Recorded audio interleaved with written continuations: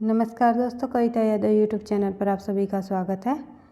संपूर्ण हिंदी विषय की तैयारी को आगे बढ़ाते हुए आज की क्लास में हम करने वाले हैं प्रश्न संख्या 101। हमने 1000 प्रश्नों की एक सीरीज चलाई हुई है जिसमें हम एक एक प्रश्न को व्याख्या सहित करने की कोशिश कर रहे हैं ताकि हमें परीक्षा में अधिक से अधिक लाभ मिले। अभी परीक्षा का समय कम है, इसलिए हमने प्रश्नों की सीरीज चलाई हुई है जिससे करके हम अधिक से अधिक परीक्षा में लाभ प्राप्त कर सके। तो देख लेते हैं। सबसे 100 प्रश्न हम कर चुके हैं बिल्कुल व्याख्या सहित। एक प्रश्न से संबंधित अन्य तथ्यों को भी हमने किया है। तो जिस भी बच्चे ने अभी तक पीछे की क्लासेस नहीं देखी है प्रश्नों की श्रृंखला की, तो मैंने प्लेलिस्ट भी बनाई हुई है। आप प्लेलिस्ट में जा कर के उन क्लासेस को देख सकते हो, आपको काफ़ी हेल्प मिलेगी।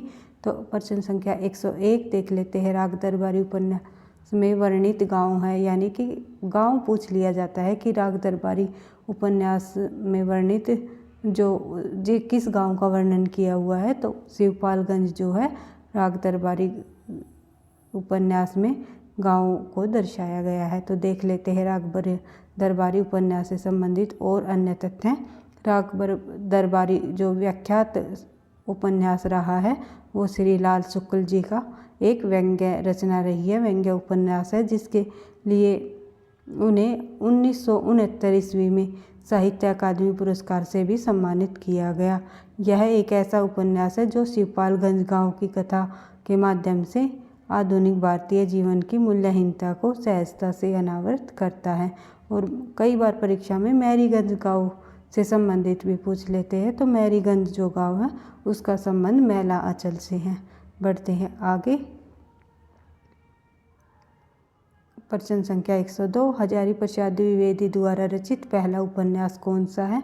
तो हजारी प्रसाद द्विवेदी जी का पहला उपन्यास रहा है बाणभट्ट की आत्मकथा। बाणभट्ट की आत्मकथा हजारी प्रसाद द्विवेदी जी का प्रथम एक ऐतिहासिक उपन्यास, हिंदी का ऐतिहासिक उपन्यास है। ये पूछ लिया जाता है कि किस प्रकार का उपन्यास है, तो ये एक ऐतिहासिक उपन्यास है।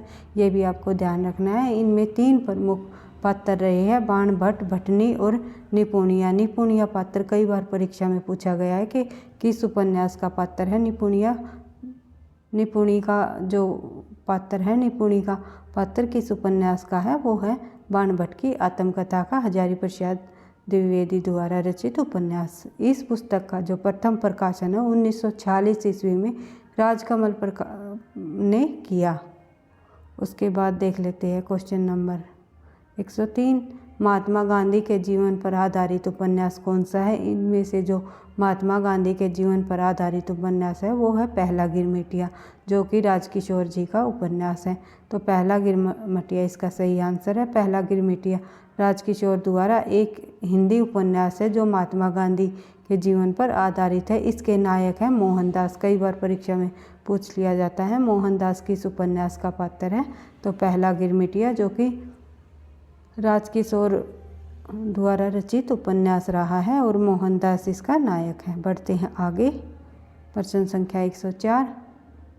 पीली आंधी। पीली आंधी उपन्यास की लेखिका कौन है? तो पीली आंधी उपन्यास की लेखिका रही है प्रभा खेतान।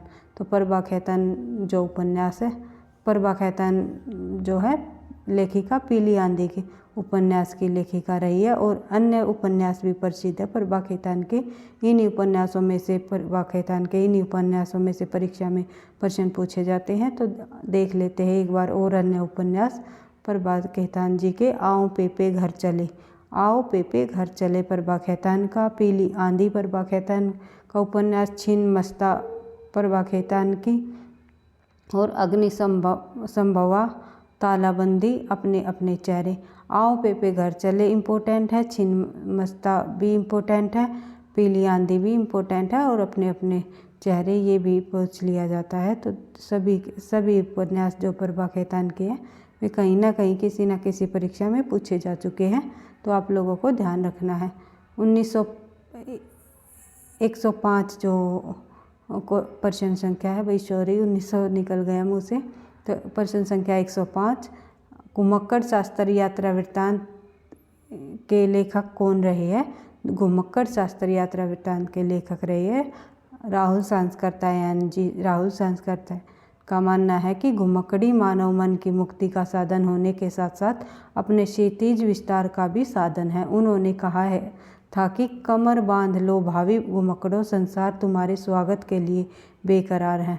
तो जो ये कथन भी पूछ लिया जा सकता है परीक्षा में, ये किसने के द्वारा कहा गया है, तो राहुल सांसकर्तायन जी का ये कथन है कि कमर बांध लो भावी घुमक्कड़ों, संसार तुम्हारे स्वागत के लिए बेकरार है। राहुल ने अपनी यात्रा अनुभवों को आत्मसात करते हुए घुमक्कड़ शास्त्र भी रचा।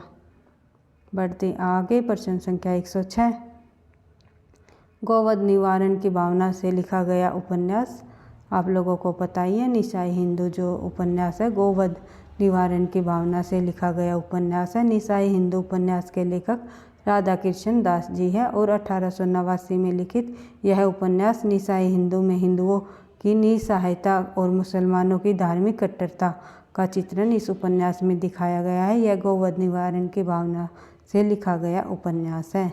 बढ़ते हैं आगे, प्रश्न संख्या 107। विनायक किस उपन्यास का पात्र है? विनायक जो है किस उपन्यास का पात्र है इनमें से? तो नूतन ब्रह्मचारी का उपन्यास का पात्र है विनायक। नूतन ब्रह्मचारी जो कि बालकृष्ण भट्ट जी का उपन्यास है, इनका पात्र प्रमुख पात्र है विनायक। कई बार परीक्षा में पूछा गया है कि विनायक किस उपन्यास का पात्र है, तो विनायक नाम से एक विनायक एक उपन्यास का भी नाम है, वो भी हम देख लेते हैं साथ साथ, जो कि रमेश चंद्र शाह द्वारा रचित उपन्यास रहा है, प्रसिद्ध उपन्यास रहा है इनका विनायक रमेश चंद्र शाह का। और 2014 ईस्वी में इस उपन्यास से इन्हें साहित्य अकादमी पुरस्कार से भी सम्मानित किया है।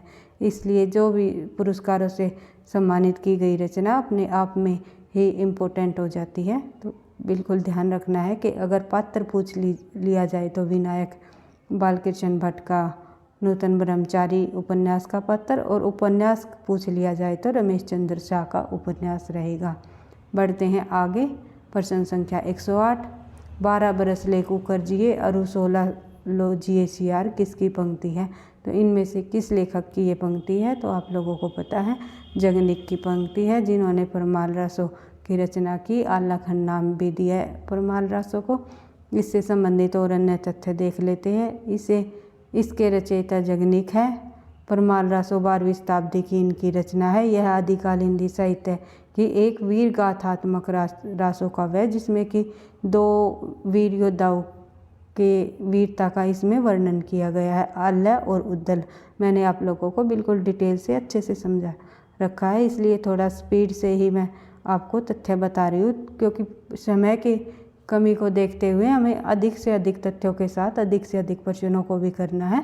तो परीक्षा तक हम इसी तरह व्याख्या सहित प्रश्नों को करते रहेंगे। वीर गाथात्मक रासों काव्य आज के समय में परमाल रासों का केवल एक आल्हाखंड ही उपलब्ध है, और हालांकि इस रचना के काल के विषय में काफ़ी मतभेद भी है। कहीं से ये 12वीं शताब्दी की तो कहीं 16वीं शताब्दी की रचना कही जाती है। कवि जगनिक जो कालिंदर और महोबा के राजा परमाल के दरबारी कवि रहे हैं, ये भी तथ्य भी आपको याद रखना है। बढ़ते हैं आगे, प्रश्न संख्या 109। आदिकालीन रासो साहित्य की प्रमुख प्रवृत्तियों से संबंधित निम्नलिखित कौन सा कथन सही नहीं है? तो इसमें सही कथन ये बताना है इनमें कौन सा कथन सही नहीं है। आदिकाल की प्रवृत्तियों से संबंधित यानी विशेषताओं से संबंधित इस साहित्य में राष्ट्रीय प्रेम का सुंदर चित्रण किया गया है। युद्धों का सजीव चित्रण इस साहित्य की अत्यंत विशेषता है, ये बिल्कुल सही है। इसमें शौर्य और विलासता का स्वाभाविक और जीवंत चित्रण भी हुआ है, सही है।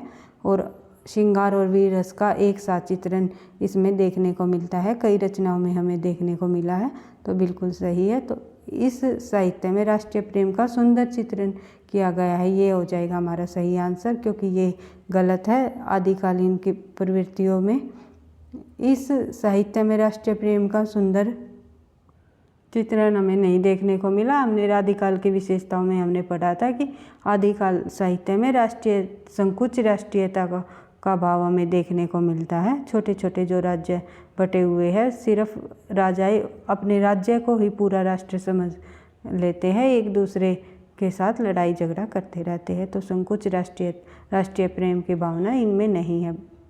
बढ़ते हैं आगे।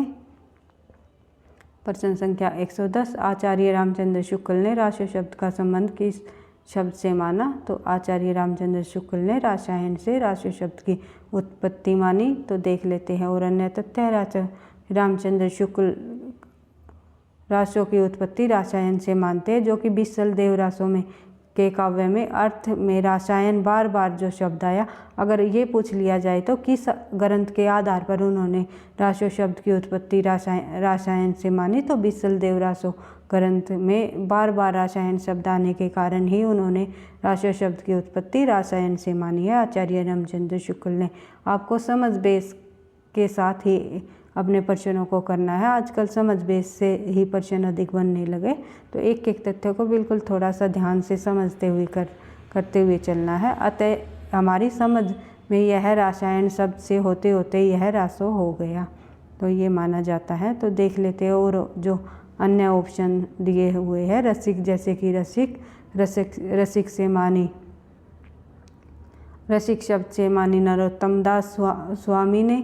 रासो शब्द की उत्पत्ति रसायन से मानी आचार्य रामचंद्र शुक्ल ने। रास से मानी गौरी शंकर ओझा ने।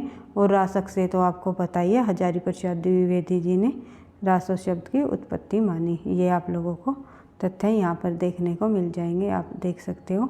बढ़ते हैं प्रश्न संख्या 111, हजारी प्रसाद द्विवेदी किसे हिंदी का प्रथम कवि मानते हैं?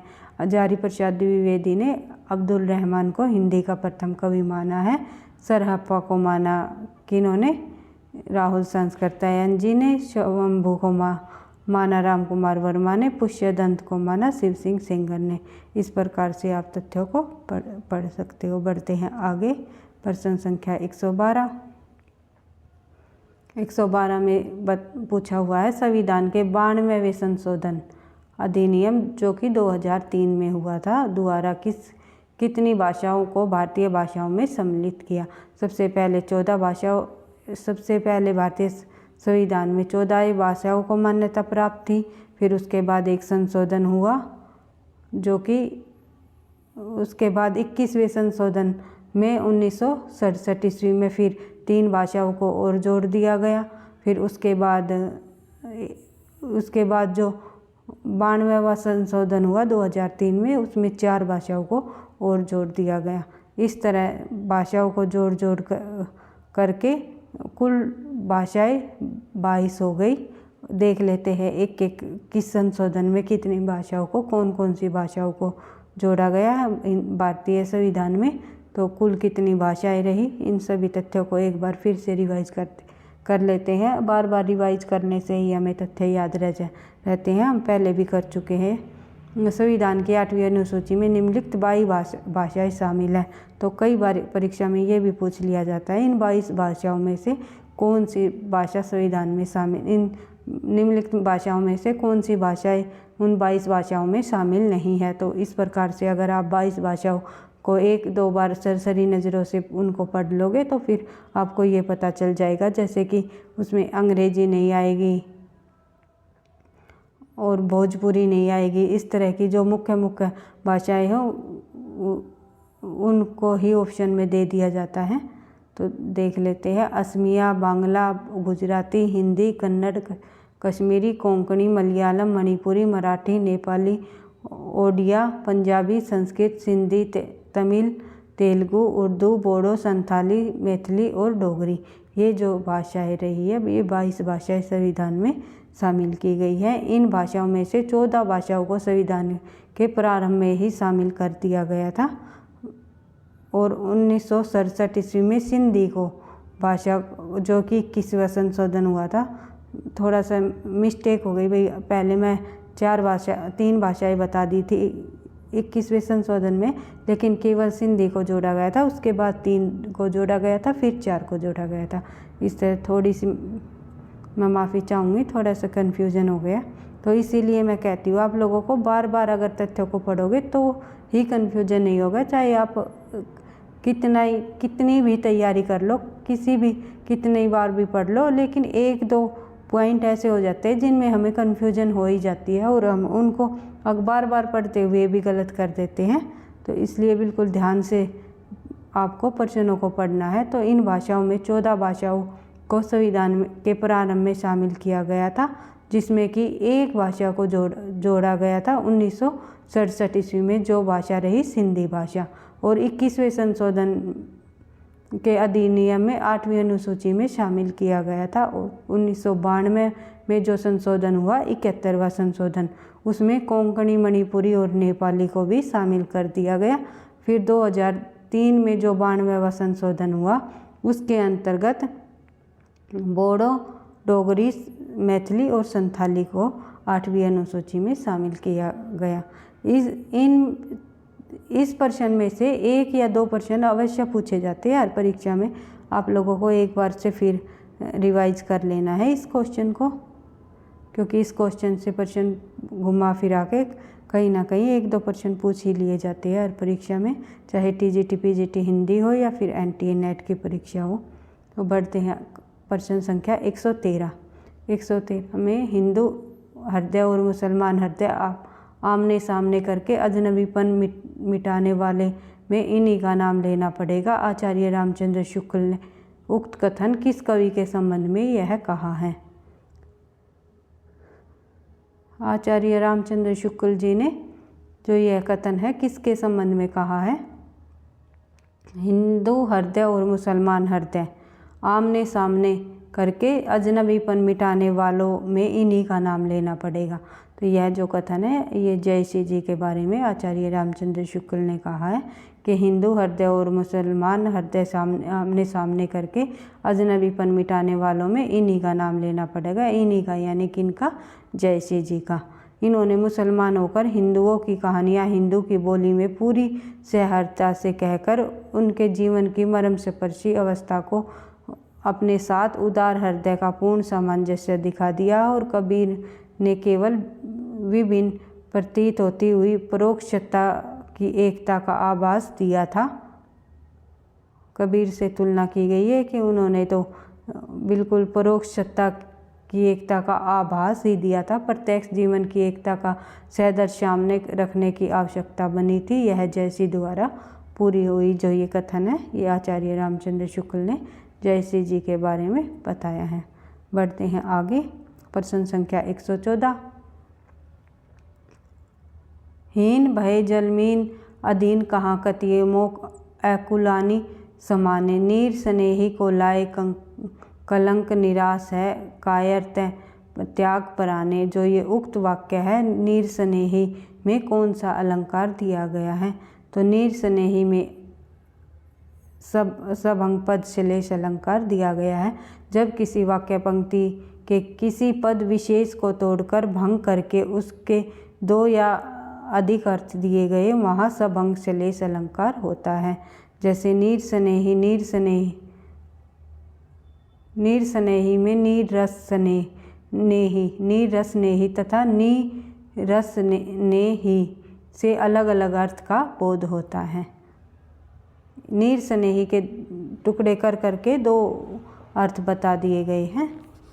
तो इसी प्रकार जब 2 या 2 से अधिक अर्थ होता है वहाँ भंग करके यानी कि सबंग शब्दों को टुकड़े करके तो वहाँ पर सबंग श्लेष अलंकार माना जाता है। बढ़ते हैं आगे। प्रश्न संख्या 115। भिखारी दास ने काव्य निर्णय में किसका परिविवेचन किया है? भिखारी दास ने काव्य विवेचन में सर्वांग विवेचन किया है। सर्वांग निरूपण विवेचन इसमें काव्य निर्णय में किया हुआ है। कई बार परीक्षा में काव्य निर्णय ये पूछ लिया जाता है काव्य निर्णय किसकी ग्रंथ है या किसका काव्य है? तो जो है भिखारी दास जी का। भिखारी का काव्य निर्णय सर्वांग निरूपण है। यह किस प्रकार काव्य निर्माण किस प्रकार का काव्य है? सर्वांग निरूपण। इसमें काव्य शास्त्र के सभी अंगों को शामिल किया गया है, जैसे कि इसमें काव्य प्रयोजन, काव्य हेतु, अलंकार, रस, भाव, ध्वनि, गुणीभूत व्यंग्य, तुक, गुण और दोष आदि का विशद विवेचन इसमें पाया जाता है। बढ़ते हैं आगे। प्रश्न संख्या 116। आचार्य रामचंद्र शुक्ल ने बिहारी की भाषा के बारे में क्या लिखा? आचार्य रामचंद्र शुक्ल ने बिहारी की भाषा में बिहारी की भाषा चलती होने पर भी साहित्यिक है। ये जो कथन है आचार्य रामचंद्र शुक्ल ने बिहारी की भाषा के बारे में लिखा है। देख लेते हैं इससे संबंधित तथ्य। बिहारी की भाषा चलती होने पर भी साहित्यिक है। वाक्य रचना व्यवस्थित है और शब्दों के रूप का व्यवहार एक निश्चित प्रणाली पर है। यह बात बहुत कम कवियों में पाई जाती है। भूषण और देव ने शब्दों का व्यवहार किया। बिहारी की भाषा इस दोष से भी बहुत कुछ युक्त है। तो ये कथन जो है आचार्य रामचंद्र शुक्ल ने बिहारी की भाषा के संबंध में कहा है। बढ़ते हैं आगे। प्रश्न संख्या 117। जहाँ कलह दह सुख नहीं, कलह सुखन को सूल, सबे कलह एक रज में, राज कलह को मूल। जो ये दोहा है ये किस कवि ने अतीतकालीन चित्तवृत्ति का वर्णन किया गया है?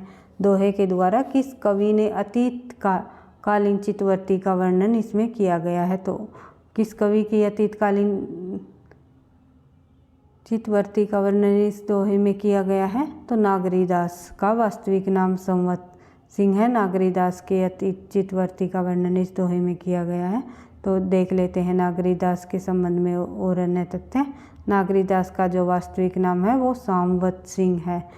ये तथ्य आपको नया मिल जाएगा, क्योंकि कई बार 1-2 प्रश्न नए तथ्यों से भी संबंधित प्रश्न पूछे जाते हैं परीक्षा में। तो नागरीदास का वास्तविक नाम क्या है? संवत सिंह। ये किशनगढ़ के राजा थे और गृहकलह से ऊपर उठकर वृंदावन चले गए और उन्हीं विरक्त भक्त के रूप में रहने लगे। आगे चलकर नागरीदास नाम से यह प्रसिद्ध हो गए। बढ़ते हैं आगे। प्रश्न संख्या 118।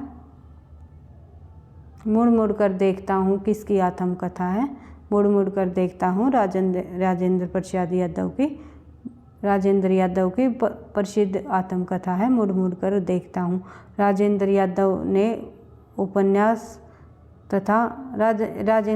ने 8 उपन्यास तथा 150 कहानियाँ लिखी है। प्रेत बोलते हैं, उखड़े हुए लोग, उल्टा, सह और मात, एक मुस्कान, देखे अनजाने पुल, मंत्र बुद्धि, एक था शैलेंद्र इनके उपन्यास है। जो ये उपन्यास है इनके उपन्यास है।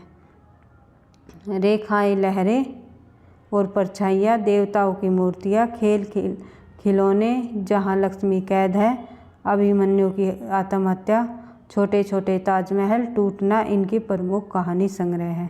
इनमें से मैं आप लोग को बता देती हूँ थोड़ा सा कि इनमें से परीक्षा में कौन कौन से अधिक पूछे जाते हैं। राजेंद्र यादव से संबंधित प्रेत बोलते हैं इनका प्रसिद्ध उपन्यास है। उखड़े हुए लोग भी इम्पोर्टेंट है।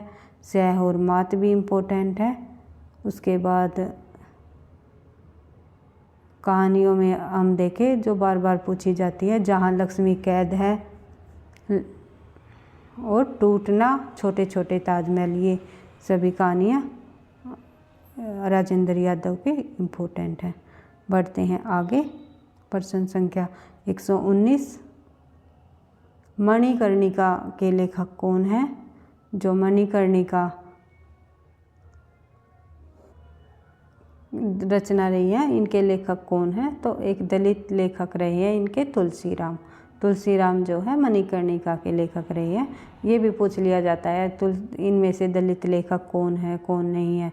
तो तुलसीराम जो है ओम प्रकाश वाल्मीकि, सूरजपाल चौहान, ये दलित लेखक के रूप में प्रसिद्ध हुए हैं। और मणिकर्णिका जो है तुलसीराम की प्रसिद्ध रचना है। बनारस में आने पर जीवन के अंत के प्रतीत मणिकर्णिका से ही लेखक जैसे का नया जीवन शुरू हुआ है।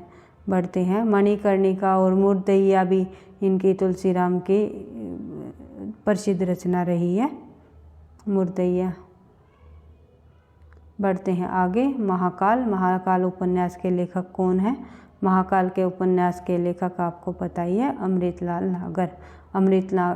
नागर की और अन्य उपन्यास जो प्रसिद्ध है वो है महाकाल, बूंद और समंदर, शतरंज के मोहरे, सुहाग के नूपुर, अमृत और विष, 7 घूंघट वाला मुखड़ा, एकदा नैमिषराय, मानस का हंस, नाचो बहुत गोपाल। जो ये सभी उपन्यास है अमृतलाल नागर के, ये इम्पोर्टेंट है।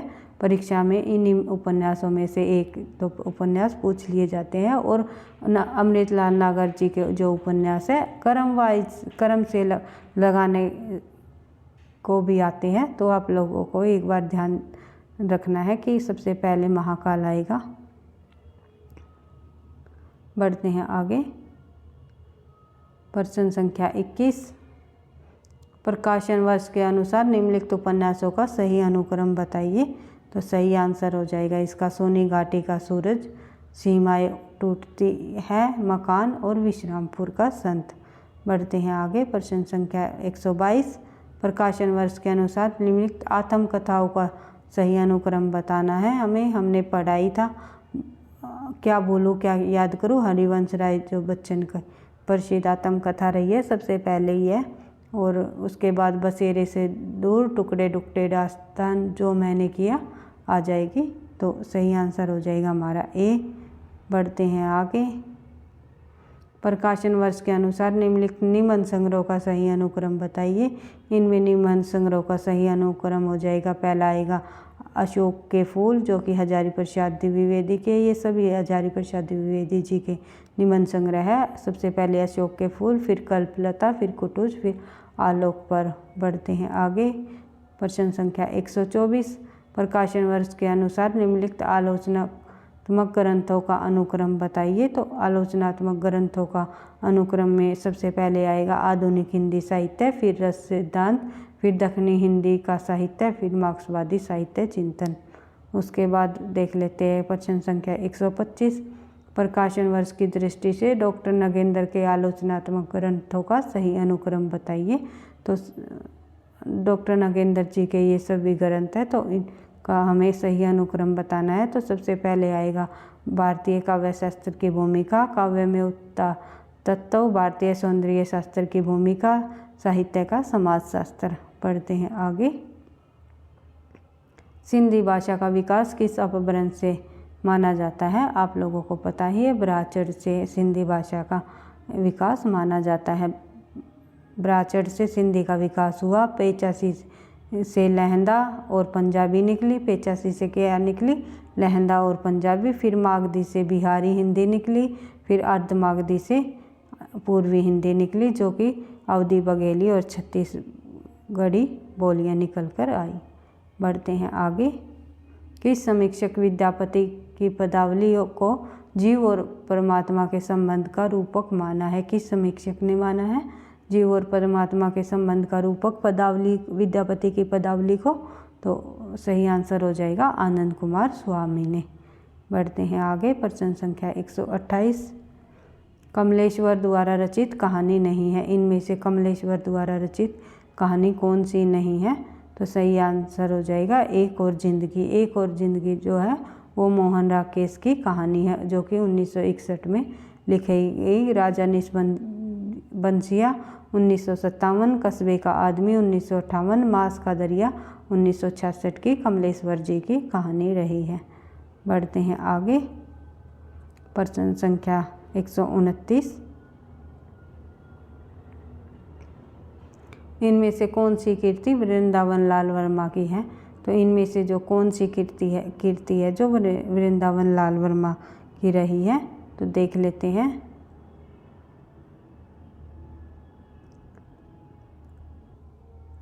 सही आंसर हो जाएगा हमारा भुवन विक्रम। भुवन विक्रम जो है वृंदावन लाल वर्मा की कीर्ति रही है, जो कि 1957 ईस्वी में लिखी गई। यह वृंदावन लाल वर्मा का उपन्यास रहा है। और जो ये गोदान चित्रलेखा, और यही सच है जो है गोदान जो है